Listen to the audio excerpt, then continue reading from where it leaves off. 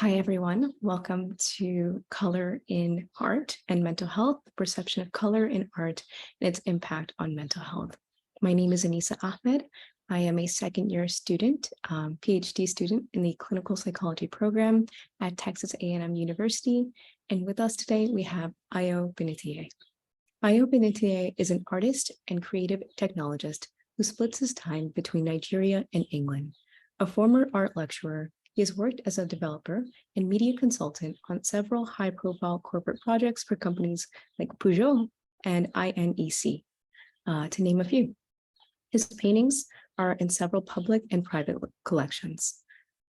These are his words. "There is no beginning, no end, just void, thought, and form. This statement comes closest to the way I can describe myself and my work. From the void, I have thoughts."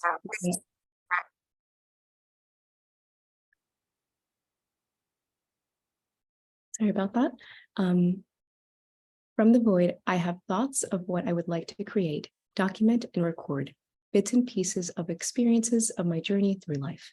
From these fragments, I can find the form to visualize the experience, those experiences in the best way I can. The form is colored and shaped by the spiritual energy from the void at that space and time. I can say this because I try very hard to paint from the soul rather than to illustrate.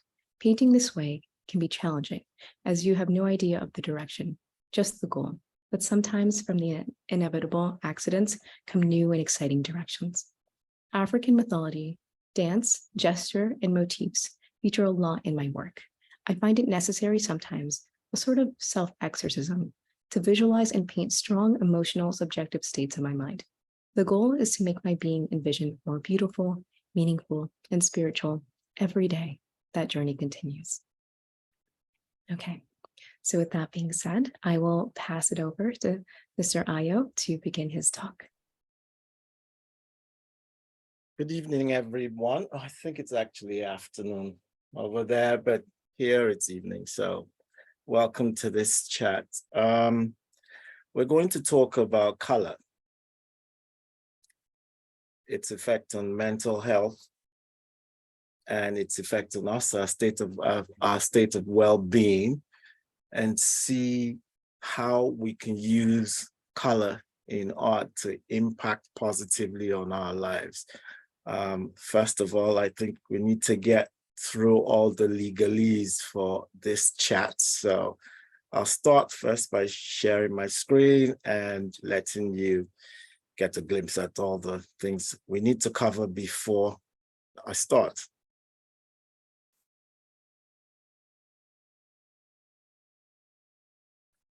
Right. Okay. So, good. So first of all, we have to go through the disclosure and the fact that I have no actual or potential conflict of interest with relation to light. And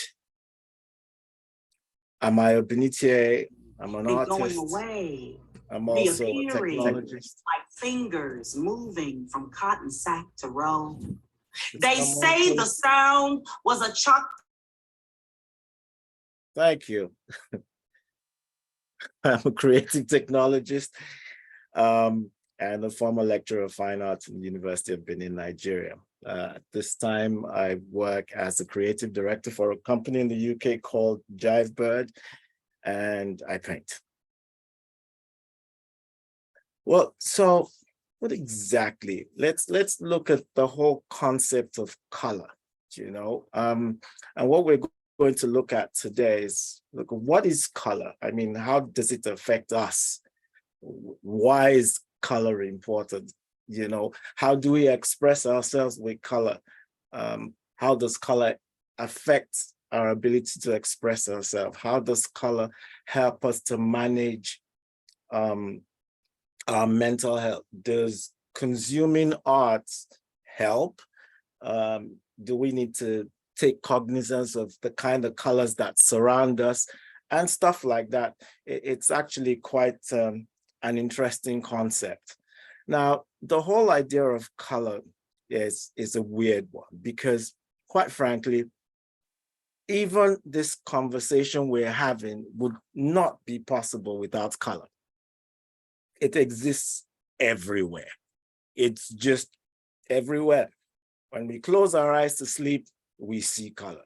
If you're awake, you see color. It can influence your moods. It can create powerful physical reactions. It can create all sorts of mental sensations for you. It also provides reference data. It's by color that we can actually reference our environment. And in referencing our environment, we can take important decisions about how we interact with our environment. In fact, what's actually interesting is the fact that while it's now known that art can be used as a therapy for mental health, can you imagine a situation where there was no color? I mean, the entire visual spectrum in terms of anything would not exist. We would have to reference each other by some other sensation, because this conversation won't be happening because I won't see you, you wouldn't see me, because there'd be no color. There'd be no visual arts, and that's not just the fine art. That means your advertising, that means every other thing that has to go with the ability to see or visualize stuff. It would, in fact, the world as we experience it would not be possible. So if we look at this, I hope you can see the screen. We have something there. The question is it hot, or is it actually a color, or what exactly it is? Is it? Now, if you break it down just in terms of color, it's just different shades of reds, yellows. Possibly, if you're really discerning, you can see the blues and the greens, which would form your brown backgrounds. But it becomes a reference point because we see these colors. We have the impression, okay, that's something that's possibly a hot coal. There's probably danger involved if you get close. It may be hot. Well, none of us is actually feeling any heat. Well, I sincerely hope not. But by just seeing this image, you have a fair idea of the fact that you're looking at something that is probably very hot, and there's probably danger involved if you actually get too close. And this is completely without seeing any, or without having any other data fed from that object back to you. Now, the other interesting thing about it is that with regards to color, we have what they call semiotics. And that's the fact that as human beings, we connect color with different things. We associate color with different things. It's an interesting thing, because if you look at two, what we would call neutral colors, black and white, black can be connected with death. At the same time, it also has connotations of sophistication. If you think about the little black dress. And if you look at white, white can be looked at as for purity or brightness, but it can also be very stark and cold. In fact, it's an interesting thing because in Nigeria, which is one of the places I come from, black and white play an important part in funerals. If the person's young, the funeral colors will more than likely be black. If the person's very old, the funeral colors will more than likely be white. And so you can see that paradoxically, both white and black have different connotations in terms of that. There's some other places where red is obviously heat, evil. And if you look at the Chinese, they look at red as providing a lot of luck. So we make these connections. Now, what has happened over time and over with the globalization of the world is the fact that now we've come to the point where, because of interaction, global interaction, we're beginning to form a distinct color language where a certain set of colors are now beginning to be interpreted in a certain way. Of course, there are cultural variances, there always will be. But in general, now we're beginning to have a global semiotic language in where, whether it's from the spiritual, the temporal, or the mental, we can associate and feel certain emotions because of color. But all that's very interesting, but what exactly is color? What is it? I mean, what exactly is color? Now, color is a very strange thing, and you will, it was interesting putting together this lecture because I learned, even though for me as an artist, I have dealt with color all my life, I was shocked to find out a couple of things. First of all, color in itself is just light. It's electromagnetic wavelength frequencies generated and refracted by the objects that we see. You know, so you get light bounces off an object, it sends off a particular frequency. Those frequencies, if they match a particular part of what we call the visible spectrum, then you can see them. They are obviously, considering the fact that there is a visible spectrum, we know that there is a non-visible spectrum when you look at things like your X-rays, ultraviolet rays, gamma rays, and so on and so forth. But everything that you actually see is not a component called color. It is actually just an electromagnetic wavelength that's hitting your eye. That's all it is. And this particular component, which is light, refracted light, has properties. So you can think of it in terms of the hue, which is the different shades of the different types of it, from light blue, darker blue, blah, blah, blah, to its value, where you're looking at a blue in different tones, where it becomes light to really deep, and its saturation, which is actually sort of its brightness. A few years ago, would probably have said that vision is absolutely necessary for the perception of color, but technological advances are beginning to sort of, blur that line. But in general, the perception of color, vision is an important component. You must be able to see. In addition to that, there is also the need for a certain amount of light intensity. So for instance, and everybody has experienced this, when it's sort of dark, you don't really see colors as bright as when it's light. I mean, you're seeing color, but the saturation is very dependent on the amount of light that's there. What's also interesting about the way the brain responds to visual stimuli is the fact that we all sort of don't really see the same color, which is kind of weird, but it's actually true. We may think we're all seeing the same type of color, but no, your ability to see color is almost the same thing like your thumbprint, which is individual. So it depends on how the construction of your eyes that you see certain things. Yes, we generally see things in a particular shade, but I guarantee you, when we all look at the color red, sometimes we're not exactly seeing, each of us doesn't exactly see the exact shade of red that we think we see. It's almost an individual interpretation. That kind of really threw me off, to be honest. Now, even more disturbing was the fact that I had no idea. Well, maybe I did, but it was a subconscious sort of thing.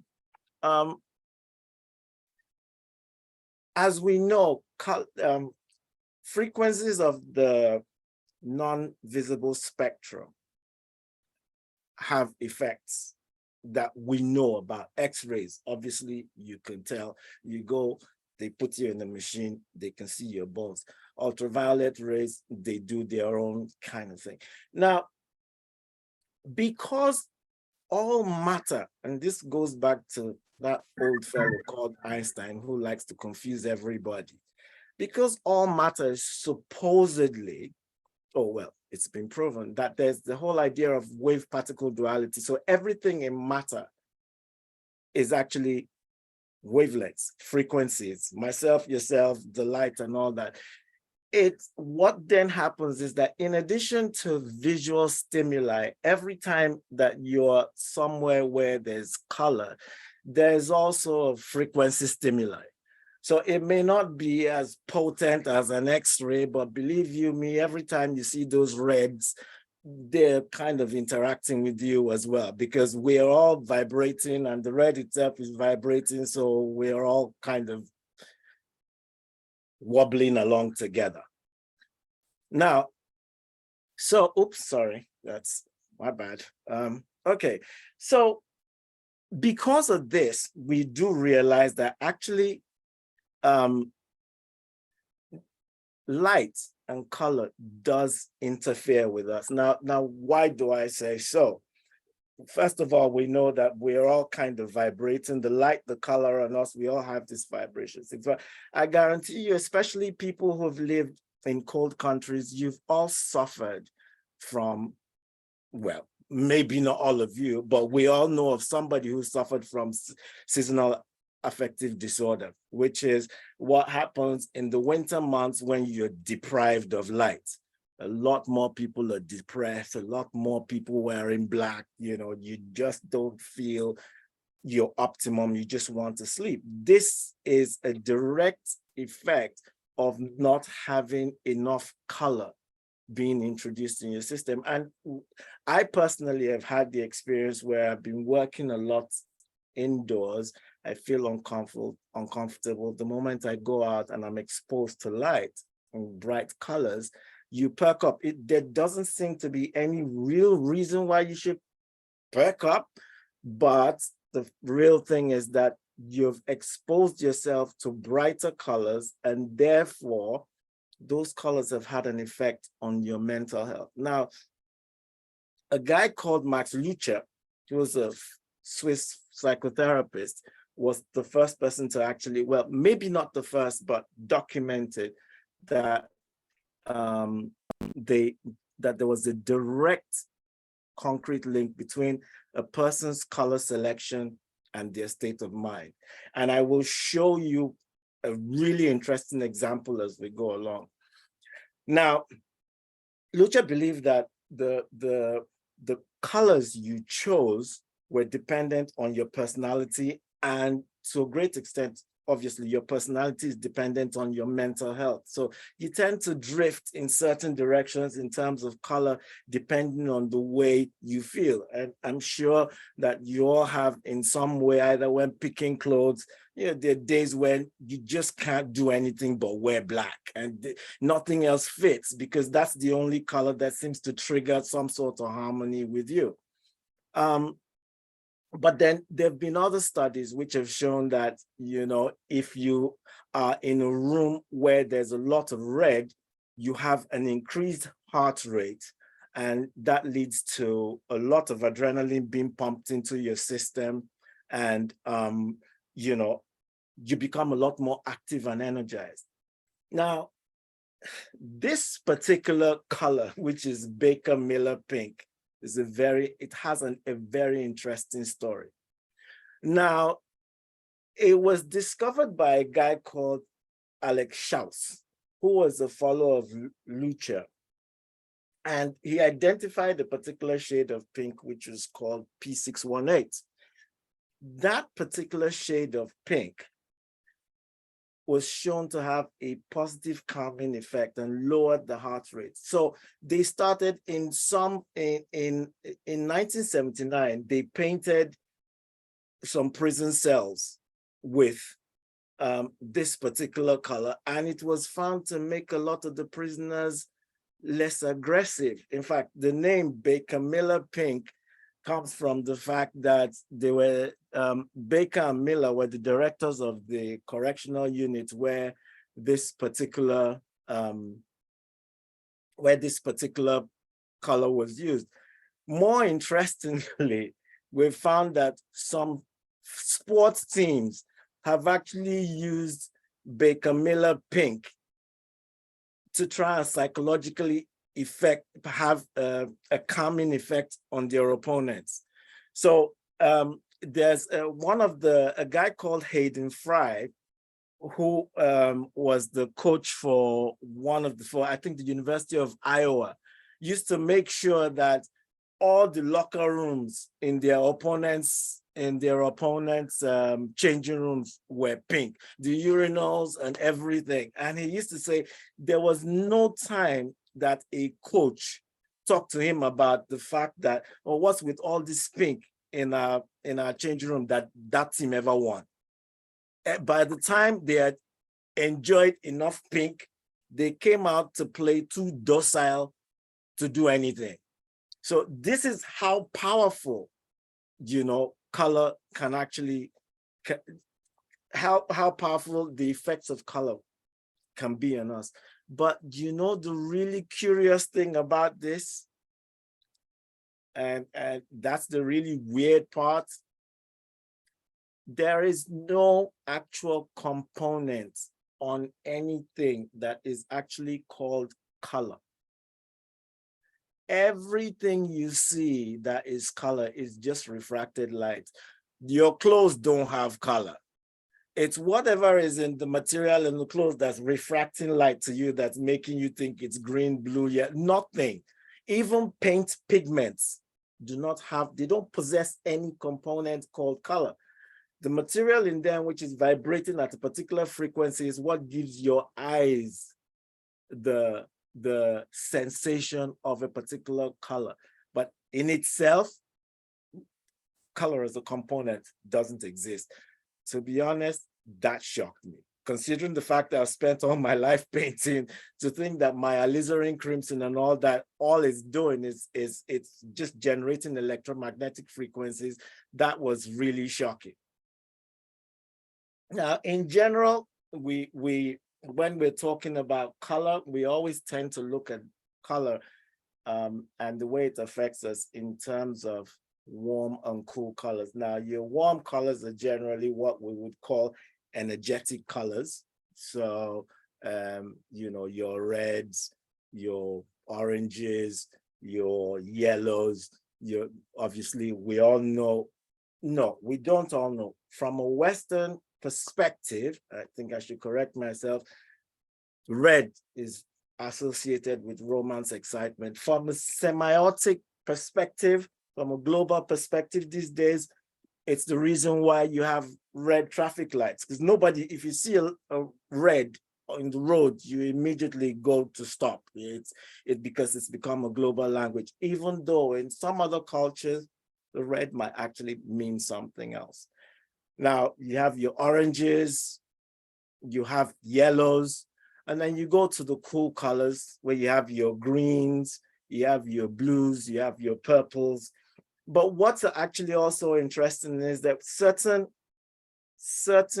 shades or certain hues of some of what I would call the border colors, like your green or your purple, can be warm or cool. So it actually kind of depends on the way you decide to use these colors.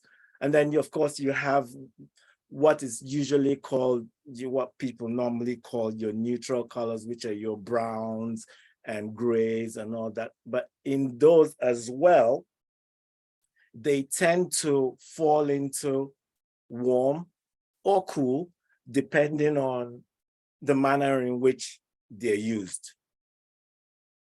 Now, and going back to this whole idea of the way we express ourselves with color and how color affects us, and the whole idea of Baker Miller pink and all that, I picked Picasso's blue and rose periods as an example of, the way your mind selects and picks color depending on your state of being, because these two periods followed each other. It's a perfect thing because you can actually see the transition from his blue period to his rose period. Now, there are lots of other artists, probably myself included, who at various points in their lives, because of the way they felt or their emotional state of being or their physical state of being or whatever, express themselves in cool or in warm or in a mixture of muted tones or whatever. But Picasso's was in many of those cases, you don't see that progression because the changes in emotion were intermittent. Or for instance, in the case of a person like Van Gogh, the period was too long because you could see from a lot of Van Gogh's paintings, the agitated manner, the yellows and all that, which you cannot see a Van Gogh painting without thinking this guy's disturbed. It's just, there's too much stuff going on, and you can't, the colors are clashing and all that stuff. So let's look at Picasso's blue period.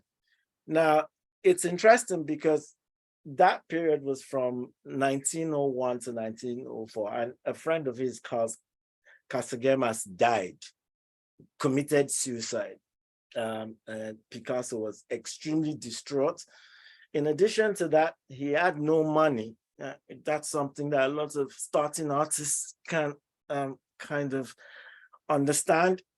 So he was extremely sad. This guy who was really close to him died, killed himself, and he kept, there was, as we all do, I think, when someone who's really close to you, when you lose someone very close to you, you start to question life, its meaning, its impact, why we have to go all through this when actually death is such an inevitability and all that. And so for that period between 1900, in this deep bluish and grayish hues, just a complete, and considering the fact that we're in this color, I'm not surprised it wasn't selling, because these were just grim and they got more stark. And this is the woman at the La Celestina is probably one of the ones when he was even coming out of that period, because the ones before are so angular and stark and just difficult to really, for a museum perhaps, but anybody wanting to put that in his house is obviously has some issues. Now, fast forward to the next 3 years, which were his period. At that point, he moved to Paris and was living in Montmartre, which is, back in the day, that was where you had all the, that was like the artists, it was an artist circuit. You had all the poets, painters, street artists, actors, and all that. There was a lot of energy there. There was a lot of positivity, a lot of talking to people of like minds and all that. And then he met Fernand Olivier, who was a model who became his mistress. And that contentment in his life started to affect the way his colors came out. So at that point, they're not glowing bright, but you can see, even from this painting, The Boy with the Pipe, you can see a more contented person. It's not stark, it's muted. There's a certain amount of contentment and satisfaction with his lot at that point in time. He was around people who made him think. So it was a cerebral, content, happy sort of time, for him. He met a woman who he loved, and so all of a sudden his emotions were no longer so dark. He had gotten over the death of his friend, and this expressed itself in his colors. So The thing is, we know that your state of mind will determine the colors you use or you express yourself in, and which is really important in art therapy. We also know that to a great extent, color in itself around you can influence the way you feel. So the real question is, can we use color to improve our subjective, to make things better for ourselves, to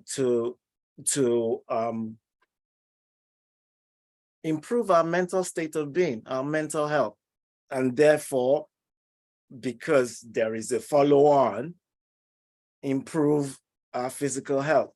Now, there's no question about the power of visual art intervention, in human beings. It decreases negative emotions, it increases positive emotions. It's huge. A lot of visual art interventions are used for cancer patients. I do remember speaking about this last year at the Chelsea hospital, where it was uses levels of depression in hemodialysis. So looking at the things like I'll just speak now, looking at things like warm colors and cool colors, we then go back to how they do affect us. In terms of an intervention, you need to surround yourself with much nicer, we need to surround ourselves with paintings which have both good emotional content, both great emotional content, and sorry, let's do this. Back on screen? Okay, good. Good. Okay, so I'm sorry about that, the problems of the internet. Okay, so let's get back to the whole idea of visual interventions. Now, color and the visual arts are tied hand in hand, and without any shadow of a doubt, they do help to produce a positive effect on our health, mentally and physically. Now, to use those positively, what we need to do then is look at the colors that we involve in our lives, your whites, your grays, and surround yourselves with colors that can actually help and influence your state of being. For instance, blues and greens create a very, very calming atmosphere. So you may want a situation where your bedrooms have those kind of colors. So when you go in to your room and you rest, you are in a situation where your heart rate is brought down, you're calmer, and you feel a lot more, whatever troubles of the day seep out, because you're in an environment that actually helps to stabilize and produce harmony in your mind. You may want to add art that is also of the same vein, not look at strong colors and clashing colors in that sort of environment, but pictures that would allow you to look at them and be a little more introspective. You may want a situation, you're going out in the morning, you may want to pick yellow, well, not yellow, but pick bright colors when it comes to wearing different items of your clothing, just because rather than having yourself being all gloomy all day, you have these colors that pick you up and make you feel a lot more excited about things. And you can actually see it with a lot of companies. They make sure that you don't, this is one of the reasons why you have McDonald's keep their yellows, because it makes you feel energetic, it makes you feel hungry. and all that sort of thing. It has those effects on you. So in general, what you need to always consider while you work with color is that the colors around you are as important as the colors that you produce. And you always, then it's not an absolute thing in terms of the fact that you just have to look at only colors. No, but it is important to be sure about the sort of things that surround you, because primarily whatever we ingest, whether it's visually or physically, that's what becomes what, you know, that's what we produce. So if you want good health and, you know, a certain state of being, in addition to what you eat and what you do, you probably need to also look at the sort of colors that are around you, because that will also help you to either energize or produce a certain amount of harmony in your life. There's been lots of treatises about warm and cool colors, and I'm not really going to bore you by talking about those. What I would say is you have to be a lot more cognizant about that. And also the fact that color would also let you tell what's going on in the minds of other people. If you're, now that you've listened to this, you would realize that certain people are surrounding themselves with certain kinds of color, and it gives you a certain inkling as to what this person's sort of state of mind may be. So that really is the import of color in what we do and where we want to be mentally and physically. What I would leave you with is, these are two paintings which I had done a few years apart, the Dance and Beads 6 and Dance and Beads 7. And for my part, this is for you. What do you actually infer from both paintings, given the fact that we've talked about warm colors, cool colors, the effect colors have on us, and how we express ourselves in color? Can you infer anything from them? That's a question for you, not one for me. So I'll leave you with this little poem, which is an aberration of an old one we all know. Roses may not be red, violets may not be blue. Your whole world can change by the colors you see. Thank you very much. If you do have any questions, I'll be happy to answer.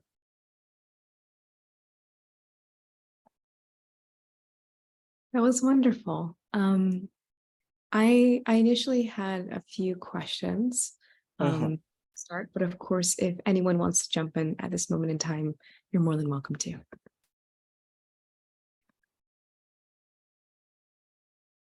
Okay, then. Well, to start, I know that you talked a lot about color, obviously.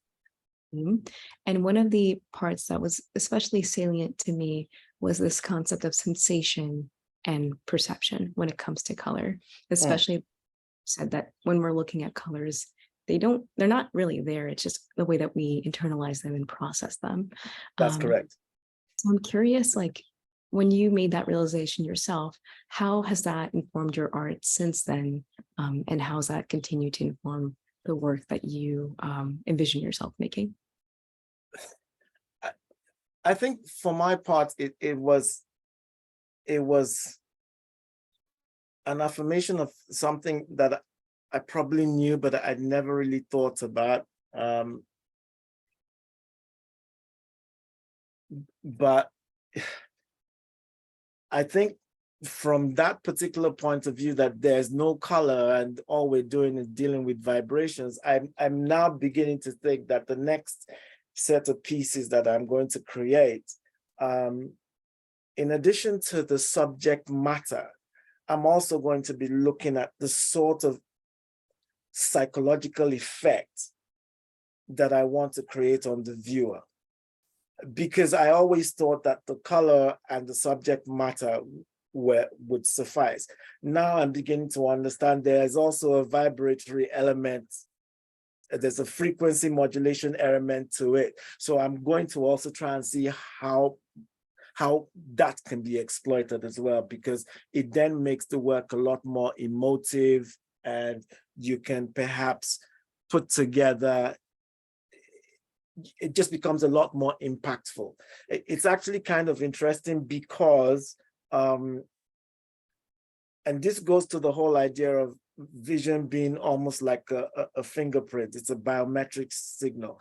A lot of times I paint things and then people tell me they see other things. It's happened to me all my life, where you paint something and then someone says, well, I saw that in there. And I'm thinking, are you talking about my work?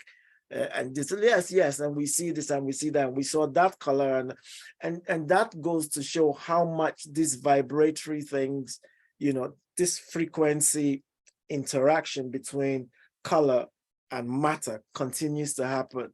And it's because we all see it kind of slightly differently. Very well said. And I think it was nice to hear a peek of all the things that you're planning to work on in the future. And I do adore that you started to talk about your process of creating new art. And I was just wondering, as a follow-up to that, where do you find inspiration when you're beginning this process?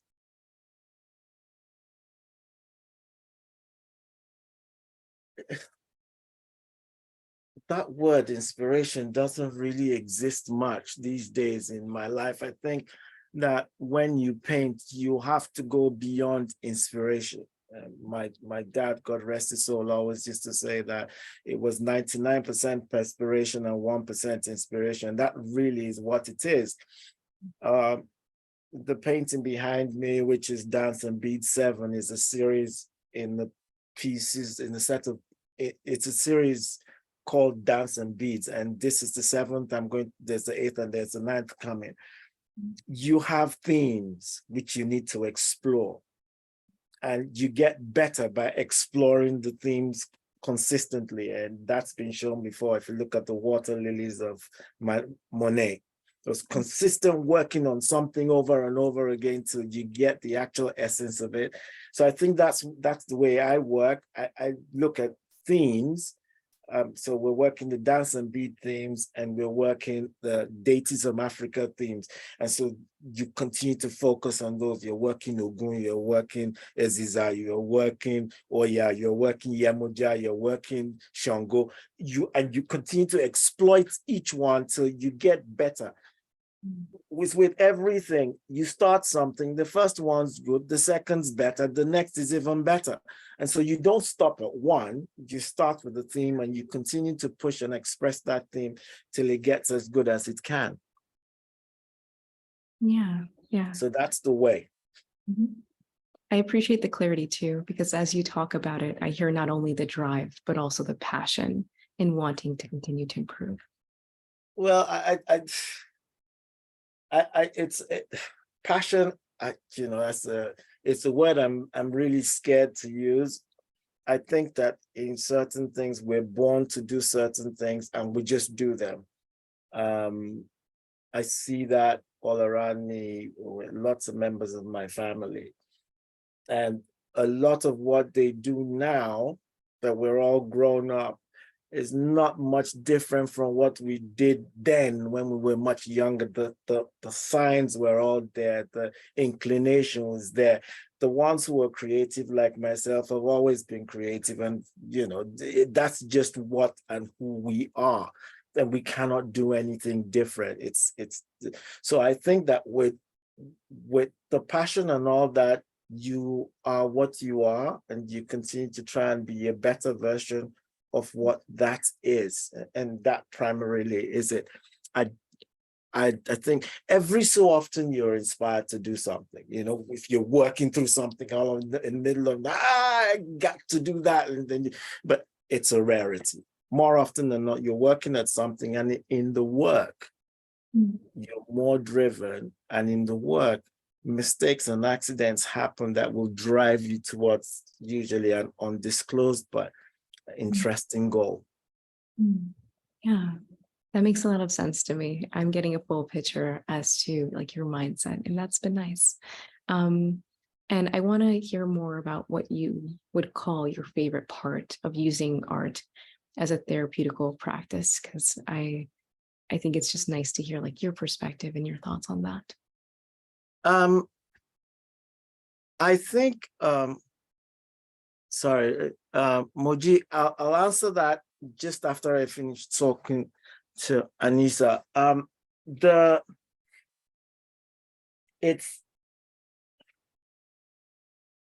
Sorry, could you remind me about that? Because I kind of got distracted. Fine. I was just saying what your favorite part is of using Oh. art in therapeutical practice. It's just a journey. The starting is difficult. The mid part is the journey, and it's full of trials and travails. When you finish, you see all the mistakes and things you could have improved on, so it's annoying. So it's just, there's an old saying, the road is better than the inn, and that's what it is. Sometimes it's the process, especially when you've gone through the part which I usually call the during, which is the part where you have an idea, in front of you is just mush, nothing's making sense, and you kind of twist and twiddle, and all of a sudden it starts to emerge. That's the best part, because you can see it becoming. But then when it becomes, all you can see are the flaws, and that's annoying, and you want to get away from it. A lot of times I have to take things out of the studio, otherwise I keep fiddling and getting more distressed. So that's it. The passage is the good part. The end is not. The beginning is the worst, because it's also got to start it again. Yeah. Well, thank you. Now, there was a lady, I think, oh man, thinking of color, how some individual, particular males do not perceive some colors. What might be the implication based on your work in general for such individuals? Well, I think what would happen under those circumstances that they would, when you say they don't perceive some colors, they probably interpret those colors in a different way. And this is the whole thing about color being almost an individual footprint. So as you know, there are people with 20/20 vision, and then there are people like myself that need my glasses because I'm myopic, and then there are hypermetropic. There are people who have hypermetropia, and then so we all have different defects. And what then happens is that we interpret color in our own different way. So they may not see those colors because that frequency or that range does not impact on their retina. Having said that, from a vibratory point of view, those colors are still impacting on them physically, because the colors are not just affecting your retina, but they also are vibrating. And so you have some sort of physical interaction with it. That's happening on that level, while visually you may not see it, but it doesn't change much, because at some level you're still interacting with the color. It's just, and then in some cases you just completely ignore it. It's almost the same way with the dog whistle. Human beings are all standing with absolutely no knowledge of the reason why the dog is going crazy behind you, just simply because it can process sound at a much higher frequency than you can. And under those circumstances, there's nothing we can do. But it's a good point, because considering all I've studied recently in preparing for this, we all have to be cognizant about these things and the audience that we need to reach. With regards to color blindness, sometimes it's also the thing of the inversion of color. So people see reds as greens and vice versa. Does that affect them?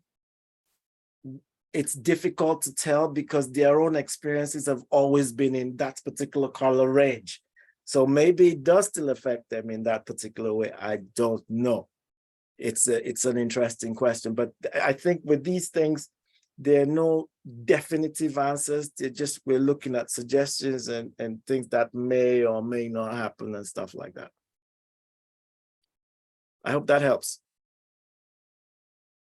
Wonderful. And with a few moments left or a few minutes left, does anyone have any final questions? Hi, I have a question. Okay. So, Mr. aYo, well, I wouldn't say I'm particularly very familiar with your work. However, I have seen some of your work, and I noticed there tends to be a trend, like you mentioned with Monet, where he's constantly doing paintings of like plants and flowers, mostly watercolor and the likes. And then you have the Picassos who tend to do the abstracts and the crazy colors and the bits. What is your motivation, or what I say fascination? You appear to be fascinated by somewhat, I would say African spirituality, but it's leaning closer to, for me, I find some of the work a bit dark and leaning very, yeah, leaning towards the kind of like supernatural kind. Yeah. So there's lots of your recent work I've noticed, especially stuff I've come across on Instagram, has mostly been about like the African deities and things.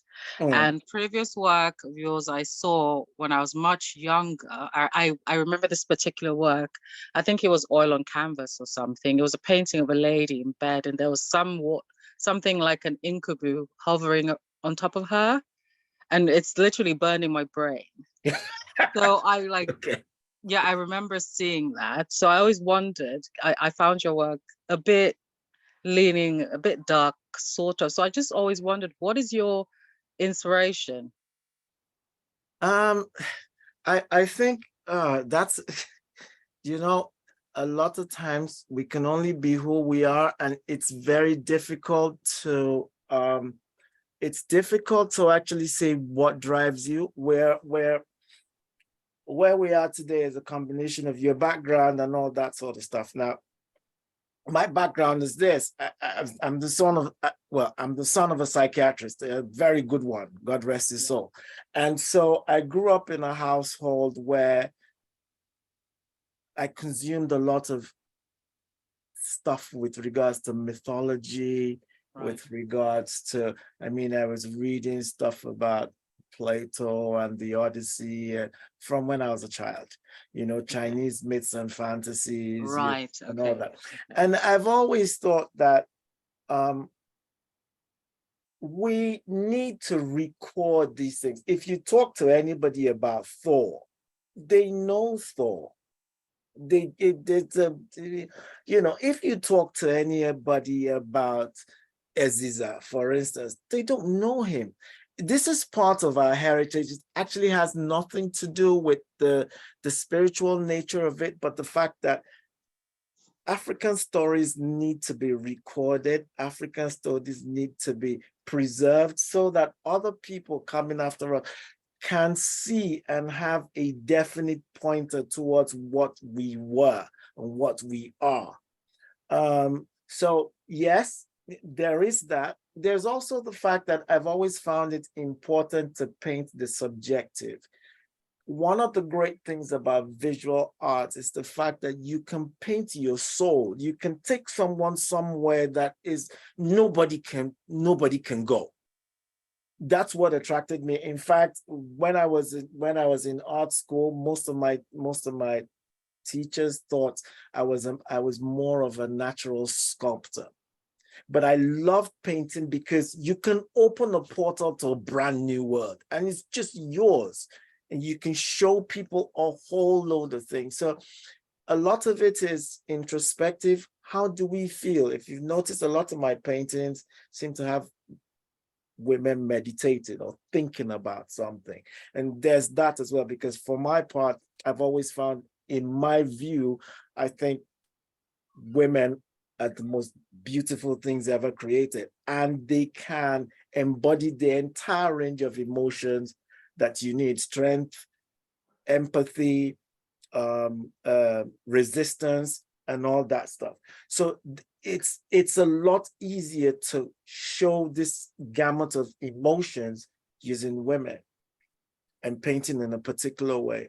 And so the work is always sort of what is now known as abstract realism. So there's a whole component where you can recognize, but then you, instead of having objects, you're now using color and the gesture of color and the nature of the color in which it moves from one to the next and merges from one shade to the other to create the emotion around it, so you can actually get a sense of feel with the recognizable figure and the emotional turmoil that's created by just color.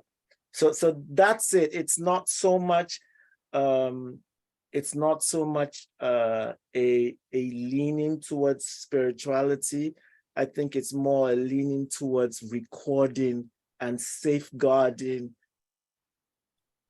antecedents. And I think that's really, really important, because it's not being done. And there are very few really strong, I mean, technically strong artists that are doing it. You get a lot of what they say African art, and they're all copying each other, and you get all these funny maskish things and all that stuff going around, which is okay in its own way. But you also need to have those pieces that you, as someone who is African or of African descent, can look at and say that will stand beside a Canaletto, and I'm proud to say that that's one of ours. It's massively important. And I think if that's one thing I can do before I die, I would have said, yes, I have done some really good stuff. It's crucial. Okay, so it's safe to say you're inspired by the African pantheon of the gods / the mythology of the African deities? No, I think it's more important to say I'm inspired by Africa and all the stories that it holds. Because don't forget, the recording of African deities is just one series. There is another series that's coming, which is actually going to be looking at historical figures like Arwan, like Agbokidi, like Idia, like, and there are Queen whole Amina. host of them, that we need to also, their stories need to be visualized. People need to, oh, so there was that one, and so there was this one, and so there was that one, and we didn't know that that's what he did, and so on and so forth. So unfortunately, as a human being, you can only work on certain things at a certain amount of time. So I'm trying. I can't move fast enough, unfortunately. If there was somewhere I could generate all my paintings at once, then I'd have this whole warehouse with all these stories having been told and repeated over and over again. Okay, So thank you. That's Okay, the story. thank you. Okay, with that being said, I think we are ready to wrap up the session. Thank you so much to aYo. Pleasure. Thanks for having me back. Thank you. Well, I will let you all go, and I hope you have a great rest of the Light Festival. Take care. Bye. Thank you very much for listening. Much appreciated. Bye. Thank you. Thank you, aYo. So Thank- amazing. Thank you. Thanks. Bye. Thank you. Thank you.